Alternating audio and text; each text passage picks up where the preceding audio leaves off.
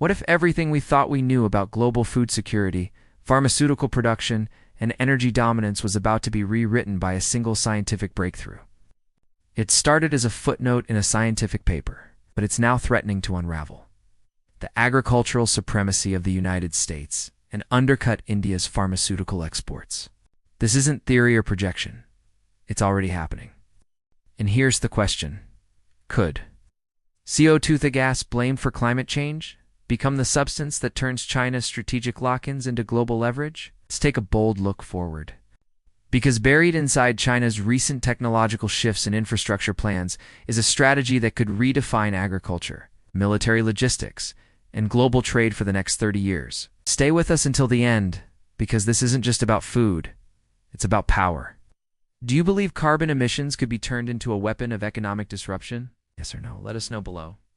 We often think of China-US relations only in terms of rivalry, but in reality, they're locked together in a web of interdependence, economic, technological, and geopolitical. Yet if the two powers were to decouple, or worse, clash, what would the US response look like? Let's lay out the common tactics: financial pressure and sanctions, cybersecurity, lawfare, and human rights narratives, export bans on critical technologies like semiconductors, control of SWIFT and dollar-based transactional systems, freezing of sovereign reserves and corporate assets, delisting Chinese firms from international markets, cutting cooperation in areas like space, where China has been excluded from the International Space Station. Then layer on restrictions in energy sectors: natural gas, crude oil, coal, and food exports like soy and corn. It's essential not just for consumption, but for livestock feed and chemical production. All of this, of course, rests on a foundation of military containment, navigational posturing, and soft power isolation. But here's the bigger question. Is China defenseless, or has it been quietly preparing a counter-strategy? While it's tempting to focus on frontline issues, tariffs, chip bans, diplomatic boycotts, the smarter game may be happening beneath the radar. If we connect recent headlines, a clear picture emerges. China isn't just trying to resist US pressure. It's building an entirely new system that could make the old levers of control useless. At the center of it, scientific turning point from 2021 that almost no one paid attention to at the time until now. In 2021, a team of 16 Chinese scientists published a peer-reviewed study in one of the most elite journals in the world, Science. It outlined a method to synthesize starch from carbon dioxide. Yes, literally turning CO2 from the air into the base ingredient of flour and many industrial compounds. Sounds impossible? Well, it nearly was. The process involved linking hydrogen to CO2 to form methanol, a toxic alcohol, often used in industrial settings. And that was just the beginning. To complete the conversion into usable starch, they had to run it through over 60 distinct chemical reactions. Here's where the doubts came in. Experts worldwide pointed out the staggering energy input. Over 50 kilowatt-hours to produce just a kilogram of hydrogen gas. 300 to 1,000 kilowatt-hours to isolate and refine a ton of CO2 from ambient air. An estimated 300,000 to 400,000 kilowatt-hours to produce a single ton of starch. Now compare that with the market price. Just around $800 to $900 per ton. At first glance, it made no sense. It was too slow, too energy intensive, and nowhere near cost competitive. So what changed? Fast forward to today, hidden in what might seem like a routine energy infrastructure project is a paradigm shift. The massive, long-term hydropower facility being built along the Yarlung-Tsangpo River in Tibet. Why does it matter? Because that region, while remote and sparsely populated, offers nearly cost-free electricity and local sources of industrial CO2 from nearby cement and power facilities. More importantly, it sits at the militarized frontier of southwestern China, bordering India, and home to some of the nation's defenses and scientific outposts. With the traditional military doctrine, an army marches on its stomach. China could ensure border troops are logistically self-sustained. No need to transport food across treacherous terrain.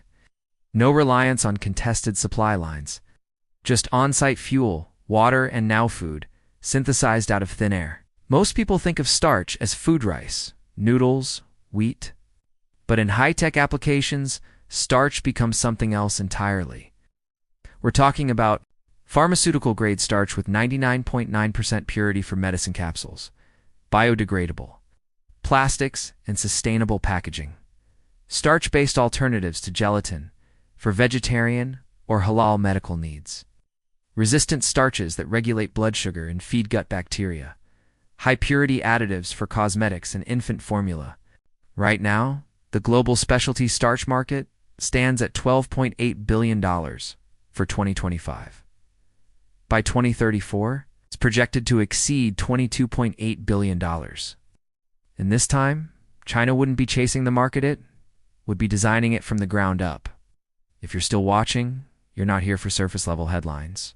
Subscribe and turn on the bell because here at Epic Report, we focus on long-term signals that reshuffle our world in just 10 minutes a day. You'll see what others miss and that could shape your financial future before markets even react. India currently plays a central role in the export of cassava starch, agricultural food products, and off-patent generic drugs, with pharmaceutical starch being a major component. But here's where it gets dangerous for New Delhi. If China masters CO2's starch conversion, it can undercut India's pharmaceutical base. India becomes dependent on patented Chinese biotech, reversing roles in global supply chains. China's lower-cost manufacturing could flood the global market with superior alternatives. If Beijing exports this tech, or licenses it across Southeast Asia and Africa, India's competitive edge disappears. Overnight, now comes the second domino, the United States. America's heartland relies heavily on corn and soy exports to China. Let's look at the numbers. In 2023, China imported 15 million tons of American corn, and over 30 million tons of soybeans used for both food and feedstock. If China can replace even 10% to 20% of that through synthetic means, shockwaves through Midwestern economies could be catastrophic. Farm income plummets. The U.S. government, already subsidizing agriculture with $20 billion annually, would have to spend more. GOP support in rural states, key political bases starts to shake. And while the U.S. might try sanctions or tariffs in response, the reality is, you can't stop someone from manufacturing their own food. What could Washington do? 3 things. Impose tariffs on China's biomanufactured goods, invest in synthetic biology projects, like starch-producing microalgae, push disinformation, campaigns questioning the sustainability of China's products. But there's a catch. Many of these synthetic resources, especially high-purity starches for medicine, military rations, and aerospace missions, remain irreplaceable in the short term. Even NASA would struggle to replace them. Here's where it gets poetic. For decades, Western nations held the moral license on climate, demanding reduced emissions, stricter carbon limits, ESG regulations. But if China can absorb more atmospheric CO2 than it emits, what happens to that argument? Suddenly, Beijing is no longer the polluter, it's the planet's carbon sink. And when that CO2 becomes food, medicine, and biodegradable plastics, what counter-narrative is left? Meanwhile, the U.S. remains the largest historical carbon emitter, with the fewest aggressive policies to reverse its impact. Sound ambitious? Let's rewind to 2000. Back then, solar innovation was led by Japan, Germany, and the U.S.-China, a minor player just producing low-cost components. Fast forward a decade, China vertically integrated research, manufacturing, and deployment. By 2020, it controlled over 70% of the global solar panel supply chain. Western competitors collapsed. U.S. firms filed for bankruptcy. Europe couldn't keep up on cost. Now imagine the same playing out with starch, a tiny material with massive industrial applications. If history is any indicator, the next clean tech disruption won't be solar or wind. It'll be edible. China could be the only supplier. Let me know what you think. Is carbon-based food synthesis a real weapon of economic disruption, or too expensive to matter? Yes or no? Drop your thoughts in the comments. I read every one. The implications are staggering.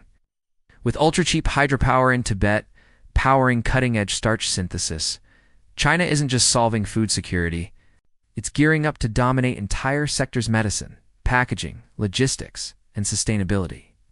India and the U.S., two of the largest agricultural and pharmaceutical forces, could find themselves undermined not by war, but by cost innovation.